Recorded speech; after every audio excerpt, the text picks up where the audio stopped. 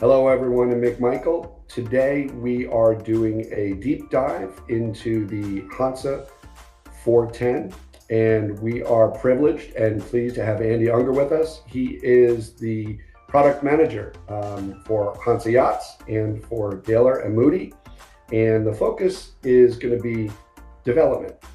Why are the Hanses coming to the market so much better than some of the other boats that are out there? And also, what are the changes and developments and innovations that have been taking place? So with that, Andy, why don't you walk us through the development concept for the 410 itself? We had to do a new boat because the Hanse 418 was not longer so competitive at the market. So we were thinking we have to do something new. We worked together with our naval architect Olivier Racopo. We still did with him the successful Hanse 460 and 510. So the 410 was the next logic development. And we bring this design issues, these ideas from this really successful Hanse 460 to the smaller size, which is from development side always really hard job, because to go bigger is always easy, but to go smaller and get the same spirit and the same openness and room feeling in the boat, it's really hard. But Olivier and his team did really a nice job from design and development, and also our design team internally works really hard to bring this cool boat out. Okay, so what would you point to as one of the main refinements that a boater will notice in the 410? The 410 is really the perfect balance between space, performance, and design. And that's really on the point. So you have really a lot of living space underneath the deck. You have a big cockpit, you have an easy sailing concept, and you have really a really good sailing performance. So altogether, normally you would say it's not possible, but in this boat, it's all together connected, well balanced. So versus the 418, the changes that you've made have improved the performance. Is that what you're saying? Yes. And how can this work? With because we bring in a lot of more volume in the boat, but the trick from Olivier was to have a small wetted area. So in light and middle wind condition, which normally 80% of our customer use the boat, you have really a less wetted area, so the boat goes quicker through the water. And with this chines, if you came then in upwind condition or more heavy conditions, this chines gives you really more stability. Sometimes if you go heeling with the boat and you feel really that you go now on the chine and it's like on a rail. The boat goes really straight, the drift is less, and this is really a good feeling. Okay, interesting. Let's pop back to the chines then. For some of the people out there who might not know, what is a chine and why is it important in a sailing design? Now this chines helps us to have this wetted area really small. So if you see only the water lines of the boat, so where really the boat touches the water, this is really small. And then with this chines, it goes like this military ships for this airplane craft, they go also really up, not so radical in our thing, but with this chines you make in this area where you need it here, especially in the saloon, you go out with this chines, and this gives you also the possibility to have a beamy boat but a small wetted area. And also if you heel then with this chine, you have sometimes then really much more stability, because then you get also the beam with the boat. But if you heel, you have normally so much pressure that this is not slowing down you. This gives you only more stability. This is also a reason why we can reduce the balance weight. So if you look at an old IOR boat, they have keel ratios about 50%. And with our boats, we are less than 25%. And in the first round of development, I was really not sure if this is the right way, because normally if you have a bad keel ratio, you have to reef early and blah, blah, blah, all this stuff.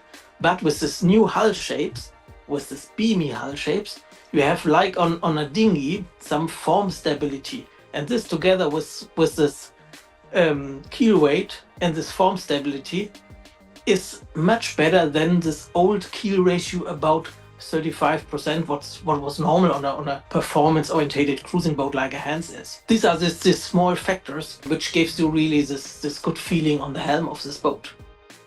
Okay, and moving towards the cockpit and the helm, what was your main focus when laying out the cockpit? Yeah, the cockpit is the new saloon, we said, because more and more people want to stay outside. They want really go only in the evening. If all the mosquitoes came, they want to go inside, but the whole day they want to be outside, they want to be shadow, they want to have a lot of space. And our cockpit is really beamy, is a lot of space, and we have separated this helmsman station with all the ropes, the winches and everything, and the guest area, I call it. Because if I use a Hanse with my family, I say always I'm a single-handed sailor with guests, because I can do everything alone at this boat. And especially for this cockpit is designed. Of course, if you have some crew member who wants to reach the Jenniger, they have also access to the winches. You can also do it with 2 people or with 3 people or with 4 people, but it's not necessary. And that's this Hanse thing, this easy sailing. You can do everything from the helm. You have all the ropes, you have all the control. We agree. So turning our attention to the manufacturing process or the materials, what should a boater know about how this particular boat, the 410, is built versus boats 5 or 6 years ago? Yeah, we're really proud about our process, which we developed since the last years. So we start with a real good gel coat, which came up out of a really nice mold in a perfect condition. So there's really no repair, and you can also take care year by year, and it looks really perfect. Then the first layer is with vinyl ester hard, so it's a really good blockage. So we have, since we did this, never problem with osmosis. So in the past we have this epoxy hulls.